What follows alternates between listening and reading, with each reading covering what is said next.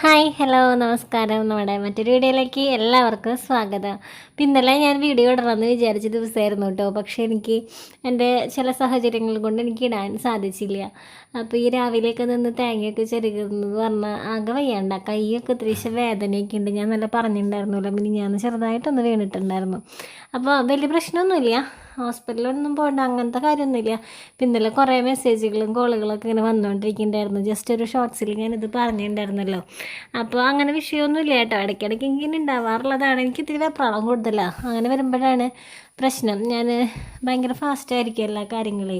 അപ്പോൾ അങ്ങനെ വരുമ്പോൾ ചിലപ്പോൾ എന്തെങ്കിലും ഒരു തട്ടുമുട്ടലൊക്കെ കിട്ടും. കുറച്ച് നാളായി കിട്ടിയിട്ട്. അപ്പോൾ ഇത് ജസ്റ്റ് തുണിയുടെ മുകളിൽ കയറിയപ്പോഴേ കണ്ണ് ചെറുതായിട്ടൊന്നും മഞ്ഞളിച്ചിരിക്കുന്നുണ്ടായിരുന്നു. വെയിലല്ലേ, ഭയങ്കര വെയിലല്ലേ.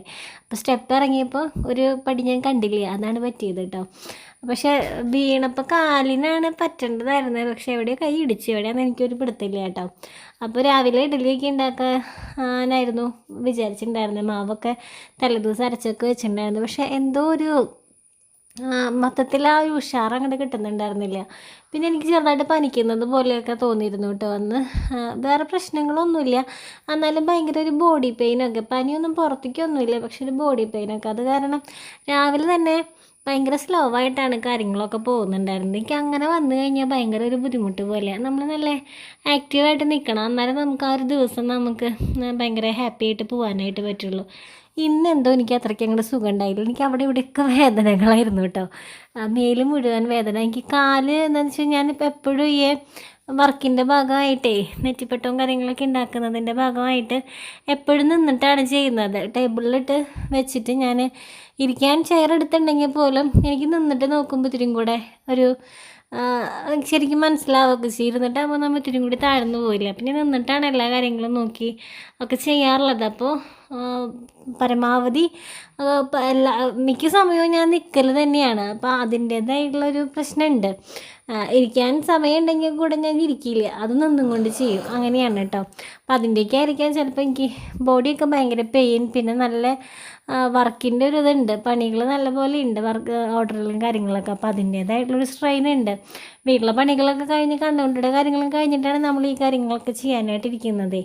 അപ്പോൾ മൊത്തത്തിലൊരു സ്ലോ മോഷനായിരുന്നു രാവിലെ തന്നെ. കല്യാണിക്കുട്ടി ഇങ്ങനെ വന്ന് ഇടയ്ക്കിടയ്ക്കൊക്കെ ഓരോ കാര്യങ്ങളൊക്കെ അന്വേഷിച്ചൊക്കെ പോകുന്നുണ്ട്, എല്ലാം നടക്കുന്നുണ്ട്. പക്ഷേ അത്ര ഉഷാറോട് കൂടിയല്ല ഞാൻ ചെയ്യുന്നതെന്ന് മാത്രം. അപ്പോൾ കല്യാണിയും കണ്ണനൊന്നും നേരത്തെ എണീറ്റിട്ടുണ്ടായിരുന്നു. അപ്പോൾ കല്യാണി എന്തൊക്കെയോ മറ്റേ വാളിലേക്ക് പിക്ചറൊക്കെ വരുന്ന സംഭവം ഉണ്ടല്ലോ, അപ്പോൾ അത് മഞ്ജുഷ ചേച്ചി കഴിഞ്ഞ പ്രാവശ്യം കൊണ്ടുവന്നപ്പോൾ കൊടുത്തയച്ചതായിരുന്നു കേട്ടോ. അപ്പോൾ കണ്ണനത് കാണാൻ ഭയങ്കര ഇഷ്ടമാണ്. അപ്പോൾ കണ്ണൻ എണീറ്റിട്ടില്ല, അവിടെ നിന്ന് എടുത്തിട്ട് വന്നിട്ടില്ല, കണ്ണനെ ഉണർന്ന് കിടക്കുകയാണ് കേട്ടോ. അപ്പോൾ അവളത് ഓരോന്നും ഇങ്ങനെ കാണിച്ചു കൊടുക്കുന്നുണ്ട്. കണ്ണൻ പക്ഷേ ചമരമ്മയ്ക്കല്ല നോക്കുന്നത്, ഞങ്ങളിവിടെ വന്ന് നോക്കുന്നത് കണ്ടിട്ട് ഞങ്ങളെയാണ് അവൻ നോക്കുന്നത്.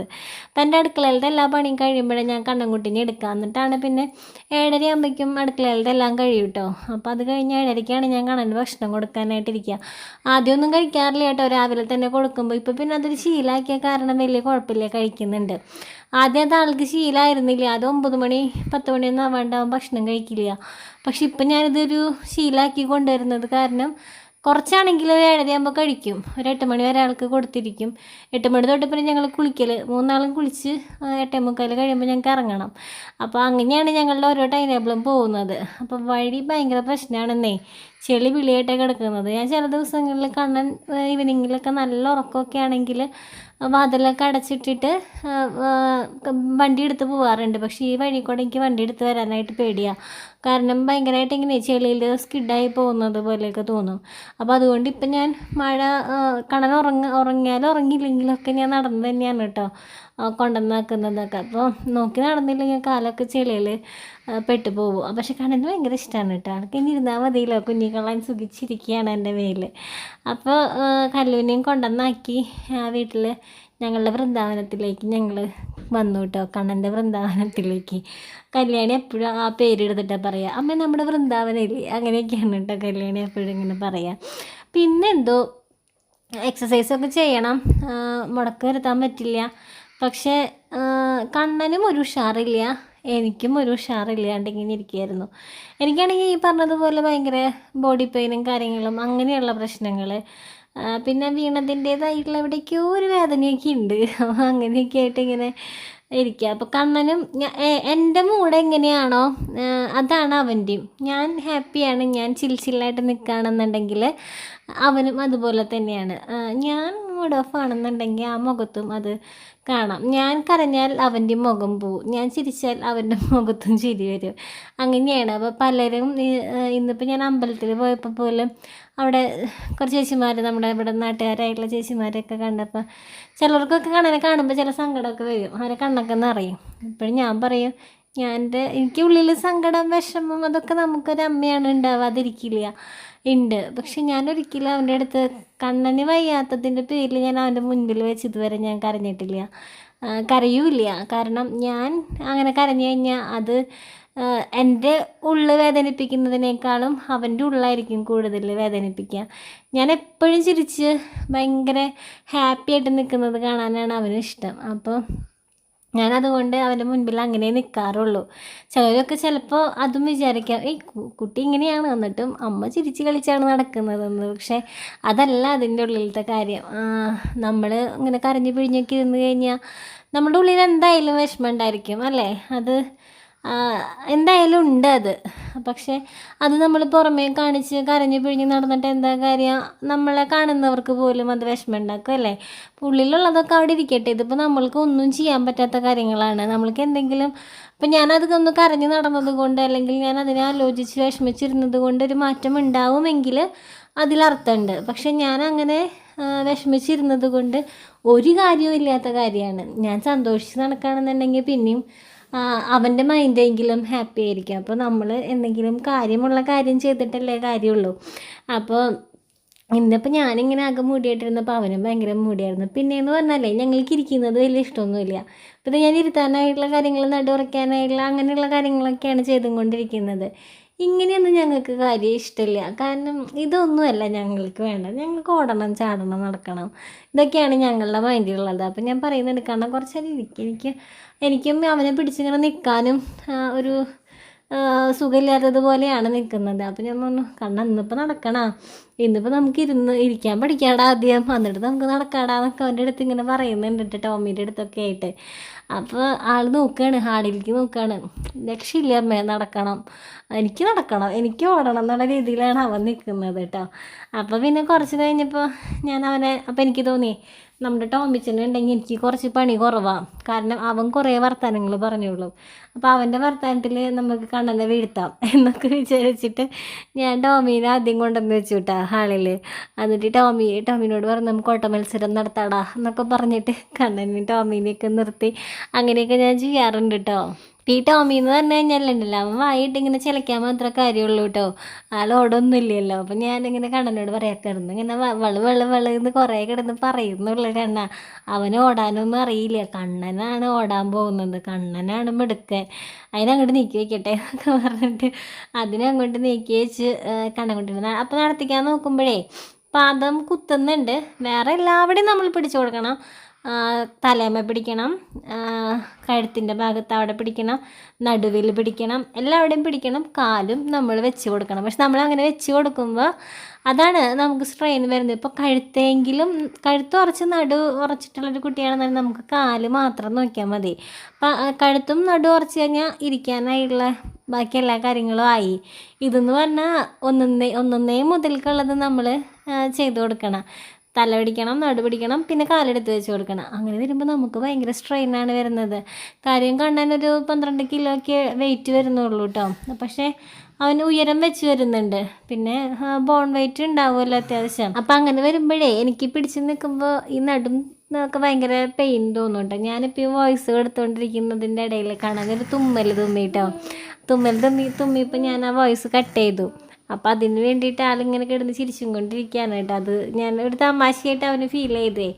അപ്പം ഞാൻ കുറച്ച് നേരമൊക്കെ ഇങ്ങനെ നിർത്തിയൊക്കെ നോക്കി, ഒന്നുമില്ല, നമ്മൾക്ക് ആ ഒരു കാലിൻ്റെ ഒരു ബലം കിട്ടുക. അതപ്പോൾ നമ്മൾ എത്ര കുഞ്ഞു കുട്ടിയാണെങ്കിലും നമ്മൾ ഫിസിയോതെറാപ്പിക്ക് കൊണ്ടുപോകുമ്പോൾ സ്റ്റാൻഡിങ് ഫ്രെയിമിൽ അവർ നിർത്തും. അതെന്തിനാന്ന് വെച്ച് കഴിഞ്ഞാൽ വേറെ ഒന്നും ഇല്ലെങ്കിൽ പോലും കാലിനൊരു ബലം കിട്ടാൻ വേണ്ടിയാണ് നമ്മൾ നിർത്താൻ നോക്കുന്നത്. പിന്നെ പാദം ശരിക്കും കുത്തുക, അത് മാത്രമാണ് ഞാനും ഉദ്ദേശിക്കുന്നുള്ളൂ. അല്ലാതെ ഇപ്പോൾ ഇങ്ങനെയുള്ളൊരു അവസ്ഥയിൽ കണ്ണം നടക്കുമെന്ന് ഞാനൊരിക്കലും പ്രതീക്ഷിക്കുന്നില്ല. ചിലപ്പോൾ കാണുന്നവർക്ക്, ഇതിനെപ്പറ്റി അറിവുള്ളവർക്ക് ചിലപ്പോൾ തോന്നും എന്ത് മണ്ടത്തരാണ് ഈ കാണിക്കുന്നതെന്ന്. പക്ഷെ ഞാനിതിൽ നിന്ന് വേറെ ഒന്നും ഉദ്ദേശിക്കുന്നില്ല. കാരണം ഞാനിങ്ങനെ നിർത്തിയത് കൊണ്ട് അവൻ നാളെ നടക്കുക അങ്ങനെയൊന്നുമല്ല. പക്ഷെ കാലിന് ചെറിയൊരു ബലം കിട്ടും. ഞാനിപ്പോൾ അവന് ഫിസിയോതെറാപ്പി കൊണ്ടിട്ടാണെങ്കിലും ഇങ്ങനെ ഞാൻ പറയാറുണ്ടല്ലോ, 3 ആളൊക്കെ ആയിട്ടാണ് ഞങ്ങൾ പിടിച്ചിട്ട് കണ്ണനെ നിർത്താറുള്ളത്. അത് വെറുതെ ആ കാലിനൊരു ബലം കിട്ടാൻ വേണ്ടി, നടുവൊന്ന് നിവർന്ന് നിൽക്കാൻ വേണ്ടിയാണ് നമ്മളിത് ചെയ്യുന്നത്. അല്ലാതെ ഇപ്പോൾ ജസ്റ്റ് ഇങ്ങനെ ഒന്ന് നിർത്തിയത് കൊണ്ട് നാളെ അവൻ നടക്കും അല്ലെങ്കിൽ നടന്നു എന്നൊന്നുമല്ല. അവന് ആദ്യം വരേണ്ട കാര്യങ്ങൾ തന്നെയാണ് എപ്പോഴും കുട്ടികൾക്ക് വരേണ്ടത്. പിന്നെ ചില കുട്ടികൾ എന്താ പറയുക, കമിഴ്ന്ന് പോവാണ്ട് തന്നെ പെട്ടെന്ന് തന്നെ എണീറ്റിരിക്കുന്ന, അല്ലെങ്കിൽ മുട്ടിൽ അങ്ങനെയൊക്കെ ആവുന്ന, വേഗം ഫാസ്റ്റായിട്ട് ചിലപ്പോൾ കുറച്ച് ലേറ്റ് ആയാലും പിന്നത്തെ കാര്യങ്ങൾ ഫാസ്റ്റായിട്ട് ചെയ്യുന്ന അങ്ങനത്തെ കുട്ടികളൊക്കെ ഉണ്ട്. അപ്പോൾ ഇനിയിപ്പോൾ നമ്മൾ അവന് ഇപ്പോൾ ആദ്യം ചെയ്യേണ്ടതെന്ന് പറഞ്ഞാൽ കമിഴ്ന്ന് പോവുക എന്നുള്ളതാണ്. പക്ഷേ കണ്ണനെ സംബന്ധിച്ച് ഇനി കമിഴ്ന്ന് പോക്ക് ചിലപ്പോൾ ഉണ്ടാവില്ല. അപ്പോൾ ഇനിയിപ്പോൾ നമ്മൾ വിചാരിക്കണം ഒന്ന് തലയൊക്കെ ഒന്ന് ഉറച്ചെണീറ്റിരുന്നെങ്കിൽ എന്ന് ആഗ്രഹിക്കണേ. നമുക്ക് ആഗ്രഹിക്കാമല്ലോ, എന്തും നടക്കുമോ നടക്കാതിരിക്കുമോ, അതൊക്കെ ഈശ്വരൻ്റെ മാത്രം കയ്യിലുള്ള കാര്യങ്ങളാണ്. നമുക്ക് എന്തും ആഗ്രഹിക്കാമല്ലോ. അപ്പോൾ അങ്ങനെ വിചാരിക്കണം. അപ്പോൾ അവൻ എപ്പോഴെങ്കിലും ഇരുന്ന് തുടങ്ങുകയാണെങ്കിൽ തന്നെ അവൻ്റെ കുഞ്ഞിക്കാലുകൾക്ക് ഒരു ബലം ഉണ്ടാവട്ടെ എന്ന് വിചാരിച്ചിട്ടാണ് അവനങ്ങനെ നിർത്തിച്ചൊക്കെ നോക്കുന്നത്. പിന്നെയെന്ന് പറഞ്ഞാൽ ഇതിപ്പോൾ നിർത്തിച്ച് നോക്കുന്നതിന് ഫിസിക്കലി ഉള്ള എല്ലാ കാര്യങ്ങളും പോട്ടെ, നമ്മൾ അവൻ്റെ മെൻ്റൽ ഹാപ്പിനെസ്, അവന് ഭയങ്കര സന്തോഷമാണ്. അവനിങ്ങനെ നിൽക്കുന്നത് അവന് തന്നെ ഫീൽ ചെയ്യുമ്പോൾ അവന് ഭയങ്കര സന്തോഷമാണ്. ഞാൻ നിൽക്കുകയാണ് അല്ലെങ്കിൽ ഞാൻ നടക്കാൻ ശ്രമിക്കുകയാണ് എന്നൊക്കെ ഉള്ളത്. അപ്പോൾ വേറെ എല്ലാ കാര്യങ്ങളും നമുക്ക് മാറ്റി വയ്ക്കാം. ഫിസിയോതെറാപ്പി, എക്സസൈസ്, എല്ലാ കാര്യങ്ങളും മാറ്റി വെച്ചിട്ടാണെങ്കിൽ പോലെ അവന് മെൻ്റലി അവൻ ഭയങ്കര ഹാപ്പി ആവുന്നുണ്ട് അങ്ങനെ നിർത്തിക്കുമ്പോഴും നടത്തിക്കാൻ ട്രൈ ചെയ്യുമ്പോഴും. അപ്പോൾ ആ ഒരു റീസൺ മാത്രം മതി നമുക്ക് അങ്ങനെ ഒന്ന് ചെയ്ത് കൊടുക്കാനൊക്കെ ആയിട്ട്. അപ്പോൾ കുറച്ച് നേരമൊക്കെ നിന്നപ്പോഴേ എനിക്ക് പറ്റുന്നില്ല കേട്ടോ. എനിക്ക് ബോഡി പെയിനൊക്കെ ഉള്ളത് കൊണ്ട് തന്നെ ഞാൻ അവിടെ വേഗം ഇരുന്നിട്ട് അവനെ നിർത്തിക്കാൻ നോക്കിയപ്പോഴും തലയിൽ പിടിക്കണം, എല്ലാവിടേക്കും ഒരു സപ്പോർട്ട് നമുക്ക് 2 കൈയല്ലേ ഉള്ളൂ. അപ്പം ഞാൻ എന്ത് ചെയ്തു, വീൽ ചെയർ ഇങ്ങോട്ട് നീക്കിയിട്ടിട്ട് കണ്ണൻകുട്ടീനെ അതുമ്മ പിടിച്ചൊക്കെ നിർത്തിച്ചു. അപ്പോൾ എനിക്ക് അവൻ കുറച്ച് അവൻ്റെ കൈയിൻ്റെ ഭാഗമൊക്കെ അവൻ കുറച്ച് അതുമ്മ സപ്പോർട്ട് ചെയ്യുന്നുണ്ട് കേട്ടോ. അപ്പോൾ കാലൊക്കെ ഇടയ്ക്കൊക്കെ പൊങ്ങിയും താഴ്ന്നൊക്കെ പോകുന്നുണ്ട് അങ്ങനെ വരുമ്പോൾ. എന്നാലും ഞാൻ എൻ്റെ കാലും ഒക്കെ വെച്ചിട്ട് അഡ്ജസ്റ്റ് ചെയ്തൊക്കെ ഞാൻ അവനെ ചവിട്ടുന്നതല്ല കേട്ടോ. അങ്ങനെയൊന്നും ആരും വിചാരിക്കരുത്. അവൻ്റെ കാല് ശരിക്കിരിക്കാൻ വേണ്ടിയിട്ട് അങ്ങനെ പിടിച്ചൊക്കെ നോക്കിയത്. അപ്പോൾ അവനും പിന്നെ ഭയങ്കര കളിയായി കേട്ടോ. ഭയങ്കര തമാശ കളി എന്നുള്ളതിലേക്കൊക്കെ വന്നു. ഞാനും ഇങ്ങനെ മടി പിടിച്ചൊക്കെ ഇരിക്കുന്നത് കണ്ടപ്പോഴേ അവനും ഭയങ്കര കളിയിലേക്കൊക്കെ വന്നു കേട്ടോ. പിന്നെ ഈ ചെയറിനെ പറ്റിയിട്ടത് വീൽ ചെയർ വിത്ത് സി പിക്ക് പറ്റിയ CP കുട്ടികൾക്കൊക്കെ പറ്റുന്നതാണ്. കാരണം എല്ലാവിടെയും ഒരു സപ്പോർട്ട് കൊടുത്തിട്ടുള്ള ഒരു വീൽ ചെയറാണ് കേട്ടോ. CP കുട്ടികൾക്ക് പറ്റിയിട്ടുള്ളൊരു വീൽ ചെയറാണ്. അപ്പോൾ ഇതിനെ പറ്റിയിട്ട് കുറേ മെസ്സേജസ് ഞാനിപ്പോൾ ഇൻസ്റ്റ തുറന്നാലും FB തുറന്നാലും വാട്സപ്പിലാണെങ്കിലും കൂടുതൽ തമിഴ്നാട്ട് അങ്ങനെയുള്ള ആളുകളൊക്കെയാണ് കേട്ടോ കൂടുതലും ചോദിക്കുന്നത്. കുറേ പേര് വന്ന് ചോദിക്കുന്ന ഒരു കാര്യമാണ് ഈ ചെയറിനെ പറ്റിയിട്ട്, ഇതെവിടെ നിന്നാണ് വാങ്ങാൻ കിട്ടുക എന്നൊക്കെ. അപ്പോൾ ഞാൻ പൈസ കൊടുത്ത് വാങ്ങിയതല്ല. ഞാൻ കൊടകരയുള്ള സമയത്ത് അവിടെ അംഗനവാടി ടീച്ചർ പറഞ്ഞിട്ട് തന്നെ ഞാനൊരു പഞ്ചായത്തിൻ്റെ ക്യാമ്പിന് പോയിട്ടുണ്ടായിരുന്നു. BRCയുടെയും പഞ്ചായത്തിലൊക്കെ എന്ത് ക്യാമ്പ് ഉണ്ടെങ്കിലും ഞാനന്ന് പോവാറുണ്ട് കേട്ടോ. അങ്ങനെ കണ്ണനെയും കൊണ്ട് പോയപ്പോൾ അവിടെ ഡോക്ടേഴ്സായിരുന്നു വന്നിട്ട് അളവെടുക്കലും കാര്യങ്ങളൊക്കെ ഉണ്ടായിരുന്നു. അപ്പോൾ എന്നോട് ഇങ്ങനെ ചോദിച്ചു വീൽ ചെയർ വേണോ. കുറേ സാധനങ്ങൾ നമുക്കങ്ങനെ കിട്ടും BRCയിൽ നിന്നും പഞ്ചായത്തിൽ നിന്നൊക്കെ ആയിട്ട്. അപ്പോൾ അന്ന് കുറേ സാധനങ്ങൾ കിട്ടിയായിരുന്നു. ഫിസിയോതെറാപ്പി മാറ്റ്, ഫിസിയോതെറാപ്പി ബോള്, പിന്നെന്താ സ്റ്റാൻഡിങ് ഫ്രെയിം, ഈ ചെയർ, കുറേ സാധനങ്ങൾ അങ്ങനെ നമുക്ക് കിട്ടും ഗവൺമെൻറ്റിൽ നിന്ന് CP ഭിന്നശേഷിക്കാർക്ക്. അപ്പോൾ അങ്ങനെ കിട്ടിയതാണ്. അപ്പോൾ ഇത് നമുക്ക് വീട്ടിൽ കൊണ്ടുവന്നിട്ട് തന്നു കേട്ടോ പഞ്ചായത്തിൽ നിന്ന്. അപ്പോൾ അന്ന് എനിക്കിത് അത്രയ്ക്ക് അങ്ങോട്ട് പിടിച്ചിട്ടുണ്ടായില്ല. കാരണം നമുക്ക് കുറേ ബെൽറ്റുകളും കാര്യങ്ങളൊക്കെ ആയിട്ടാണ് കേട്ടോ വന്നത്. അപ്പോൾ ഞാൻ വിചാരിച്ചു ഈശ്വരി ഇത്രയും പേർക്ക് ബെൽറ്റൊക്കെ ഇടുമ്പോൾ തന്നെ ഇങ്ങനെ ചെസ്റ്റിലേക്കൊക്കെ സപ്പോർട്ട് വരുന്ന ബെൽറ്റൊക്കെ ഉണ്ടായിരുന്നത് എവിടേക്കോ ഇരിക്കുന്നുണ്ട് കേട്ടോ. എവിടെയാണെന്ന് എനിക്കറിയില്ല. ഞാനത് യൂസ് ചെയ്യാറില്ല. കാരണം ആ ചെസ്റ്റിലിടുന്ന മറ്റേ ബെൽറ്റ് ഇട്ട് കഴിഞ്ഞാലുണ്ടല്ലോ ആകെ ഒരു വീർപ്പ് മുട്ടൽ തോന്നും. 4 ഭാഗത്തേക്കും, ചെസ്റ്റിൻ്റെ അവിടെ നിന്ന് 2 ഷോൾഡറിലേക്കും അതുപോലെ താഴത്തേക്കും 2 ഭാഗത്തേക്കും അങ്ങനെയൊക്കെ ആയിട്ടാണ് അതിൻ്റെ ബെൽറ്റ് ഇടുന്നത്. അപ്പം ഒട്ടും മുന്നോട്ട് തള്ളി പോവില്ല, അങ്ങനെ ഇരിക്കാനായിട്ട് പറ്റും. പക്ഷെ ഞാനത് യൂസ് ചെയ്യാറില്ല കേട്ടോ. കാരണം അതിടുമ്പോൾ കാണാൻ ഭയങ്കര ഒരു വീർപ്പ് മുട്ടൽ പോലെയാണ്. അപ്പം അത് തന്നെ ബെൽറ്റ് എവിടെയാണാവോ അറിയില്ല, കാണാതായി എന്ന് തോന്നുന്നത്. അപ്പോൾ ഇതിൽ ഞാൻ അടിഭാഗത്തൊരു ബെൽറ്റ് ഉണ്ട്, അതാണ് ഇട്ട് കൊടുക്കാറുള്ളത് കേട്ടോ. പിന്നെ എന്നോട് അങ്ങനെ കുറേ പേര് വന്ന് ചോദിക്കാം. പക്ഷേ ഇത് നമുക്ക് എറണാകുളത്തൊക്കെ പല സർജിക്കൽസിലും ഈ ഒരു വീൽ ചെയർ അവൈലബിൾ ആണ്. ഞാൻ പല ആവശ്യങ്ങൾക്കായിട്ട് സർജിക്കൽസിലൊക്കെ കയറുമ്പോൾ അവിടെ ഇരിക്കുന്നത് കണ്ടിട്ടുണ്ട്. പിന്നെ അവിടെ ചോദിക്കുമ്പോൾ അവർ എൻ്റെ അടുത്ത് പറയാറുണ്ട്, ഇങ്ങനത്തെ വീൽ ചെയർ വേണമെങ്കിൽ നമ്മൾ ഓർഡർ ചെയ്ത് കഴിഞ്ഞ് കഴിഞ്ഞാൽ അവർ എത്തിച്ച് തരാമെന്നൊക്കെ പറയാറുണ്ട്. അപ്പോൾ ഇതേ സെയിം സാധനമാണ്. അപ്പോൾ ഞാൻ പറയാറുണ്ട് എനിക്ക് ഇതേ സെയിം ഉള്ളതാണ്. അപ്പോൾ വേറെ ഓരോ കാര്യങ്ങൾക്കായിരിക്കും ഞാൻ ചെല്ലുക സർജിക്കൽസിലൊക്കെ. അപ്പോഴാണ് അറിയാറുള്ളത്. ഒന്ന് രണ്ടെണ്ണത്തിൽ ഞാൻ അവിടെ ഇരിക്കുന്നത് കണ്ടിട്ടുണ്ട് കേട്ടോ. പിന്നെ നമുക്ക് ആമസോണിൽ അവൈലബിൾ ആണ് ഇതേ സെയിം സാധനം തന്നെ. പക്ഷെ നല്ല റേറ്റ് വരുന്നുണ്ട് കേട്ടോ. ഒരു 25,000 വരുന്നുണ്ടെന്ന് തോന്നുന്നു. അതിലും കൂടിയാലേ ഉള്ളൂ. അത് സൈസും കാര്യങ്ങളും നമുക്ക് കറക്റ്റ് അറിയില്ല. പിന്നെ എൻ്റെ അടുത്ത് ചോദിക്കാറുള്ളത് ഇത് നമുക്ക് മടക്കിയൊക്കെ എങ്ങോട്ടെങ്കിലും കൊണ്ടുപോകാനൊക്കെ പറ്റുമെന്ന്. മടക്കലൊന്നും അത്ര എളുപ്പമുള്ള കാര്യങ്ങളല്ല. ഇതിൻ്റെ ഓരോരോ പാർട്സുകളായിട്ട് ഊരിയാണ് നമുക്ക് കൊണ്ടുപോകാൻ പറ്റുള്ളൂ. ഇത് നമ്മുടെ വീട്ടിലേക്ക് അങ്ങനെയാണ് അവർ കൊണ്ടുവന്നത്. പിന്നെ അവർ വീട്ടിൽ വെച്ച് തന്നെയാണ് ഇത് സെറ്റ് ചെയ്ത് തന്നത് നമുക്ക്. 1-2 ഇതിൻ്റെ സ്റ്റാഫുകളൊക്കെ ആയിട്ടാണ് പഞ്ചായത്ത് പ്രസിഡൻറ്റ് നമ്മുടെ വീട്ടിൽ കൊണ്ടുവന്ന് ഇതൊക്കെ ഇട്ട് തന്നിട്ടുണ്ടായിരുന്നത്. അപ്പോൾ അന്ന് അവരിങ്ങനെ ഓരോ പാർട്സുകളായിട്ടായിരുന്നു കൊണ്ടുവന്നത്. എന്നിട്ട് അത് നമ്മുടെ വീട്ടിൽ വെച്ചിട്ട് തന്നെയാണ് ജോയിൻ ചെയ്തത്. അതെങ്ങനെയാണ് വർക്ക് ചെയ്യിപ്പിക്കേണ്ടതെന്നൊക്കെ നമ്മളടുത്ത് പറഞ്ഞു തന്നത്. ഇതിന് 2 ഹാൻഡിൽ പോലെയുള്ള ഭാഗത്തെ ഒരു ബ്രേക്ക് പോലെയുണ്ട്. പക്ഷെ അത് ബ്രേക്കല്ല. അതുമ്പോൾ നമ്മൾ ബ്രേക്ക് പിടിക്കണ പോലെ പിടിച്ച് കഴിഞ്ഞ് കഴിഞ്ഞാൽ അത് പൊന്തും. എത്ര വേണമെങ്കിലും നമുക്ക് ചാരിയിരിക്കുന്ന രീതിയിലേക്ക് അഡ്ജസ്റ്റ് ചെയ്യാൻ പറ്റും. സ്ട്രൈറ്റ് ആയിട്ട് ഈ ബ്രേക്ക് പോലത്തെ തന്നെ പിടിച്ചിട്ട് നമ്മൾ ഇരിക്കുന്ന ഭാഗത്തൊന്ന് തള്ളിക്കൊന്ന് പ്രസ് ചെയ്ത് കൊടുത്തു കഴിഞ്ഞാൽ അത് സ്ട്രൈറ്റ് ആയിട്ടുള്ള ചെയറായിട്ട് മാറും. അപ്പോൾ നമുക്ക് എങ്ങനെ വേണമെങ്കിലും ഇരുത്താം. സ്ട്രൈറ്റ് ആയിട്ട് ഇരുത്തണമെങ്കിൽ അങ്ങനെ ഇരുത്താം, ചാരി ഇരുത്തണമെങ്കിൽ അങ്ങനെ ഇരുത്താം. അങ്ങനെയുള്ള അത്യാവശ്യം നല്ലൊരു ചെയറാണ് കേട്ടോ, വീൽ ചെയറാണ് അത് സാധാ ഇങ്ങനെ ഇത്തിരിയും കൂടെ ഇങ്ങനെ കഴുത്തുറയ്ക്കാത്ത, അതുപോലെ കാലൊക്കെ ക്രോസാക്കി വയ്ക്കുന്ന അങ്ങനെയുള്ളവർക്കൊക്കെ നല്ല യൂസ്ഫുള്ളാണ്. കാരണം കഴുത്തിൻ്റെ അവിടെയും ഒരു സപ്പോർട്ട് വരുന്നുണ്ട്. പിന്നെ നമുക്ക് ഏറ്റവും ഇമ്പോർട്ടൻ്റ് എന്ന് പറയുന്നത് നേരെ ഇരിക്കുമ്പോൾ മൂക്ക് കുത്തി വീഴാൻ പോകുന്നു എന്നുള്ള കുട്ടികൾക്ക് ചാരി ഇരുത്താം. അതാകുമ്പോൾ അങ്ങനെ പോവില്ലല്ലോ. അപ്പോൾ അതാണ് ഞാൻ അങ്ങനെ കണഞ്ഞിരുത്താറുള്ളൂ അതിൽ. പിന്നെയെന്ന് പറഞ്ഞാൽ കാലിൻ്റെ രണ്ടിൻ്റെയും സെൻട്രലായിട്ട് ഒരു ഇത് കൊടുക്കുന്നുണ്ട്, സെപ്പറേഷന് വേണ്ടിയിട്ട്, ഇങ്ങനെ അകന്നിരിക്കാൻ വേണ്ടിയിട്ട് ഒരു ഇത് കൊടുക്കുന്നുണ്ട്. അപ്പോൾ അതൊക്കെ നല്ലൊരു കാര്യം. കാലിൻ്റെ പാദത്തിൻ്റെ അവിടെ വേറൊരു പാദം വയ്ക്കാനായിട്ടുള്ളൊരു ഇത് കൊടുക്കുന്നുണ്ട്. ബെൽറ്റ് ഉണ്ട്. ഈ നമ്മുടെ ഭാഗമില്ലേ, അത് അങ്ങോട്ടും ഇങ്ങോട്ടൊന്നും പോവാതിരിക്കാനായിട്ട് അവിടെയും ഒരു സപ്പോർട്ട് കൊടുക്കുന്നുണ്ട്. അപ്പോൾ മൊത്തത്തിൽ നല്ലൊരു ചെയർ തന്നെയാണ്. അപ്പോൾ കണ്ണൻകുട്ടി ഇങ്ങനെ പില്ലോ ഇല്ലാണ്ടിരിക്കാറില്ല കേട്ടോ. പില്ലോ സൈഡിൽ വെച്ച് കൊടുത്തിട്ടേ ഇരിക്കാറുള്ളൂ. പക്ഷെ ഇന്ന് എപ്പോഴും ഇങ്ങനെ ഇരിക്കുമെന്ന് എനിക്കറിയില്ല കേട്ടോ. പക്ഷെ ഇന്ന് അവൻ കുറേ നേരം ഇങ്ങനെ ഇരുന്നു, ചാരി ഇങ്ങനെ ഇരുന്നു. അപ്പോൾ എനിക്ക് ഭയങ്കര സന്തോഷമായി. അല്ലെങ്കിൽ ഞാനൊരു ഫോട്ടോ ഒക്കെ അവൻ്റെ എടുക്കണമെങ്കിൽ, അയ്യോ അത് പറഞ്ഞപ്പോഴാണ് ആലോചിച്ചത് 11 വയസ്സിൻ്റെ ഫോട്ടോ എടുക്കണം.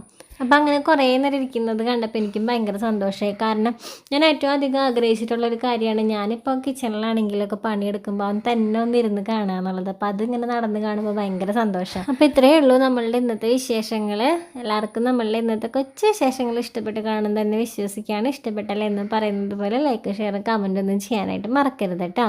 അപ്പോൾ നമുക്ക് അടുത്ത വീഡിയോയിൽ കാണാം. അതുവരെ എല്ലാവരും സേഫായിട്ടിരിക്കുക.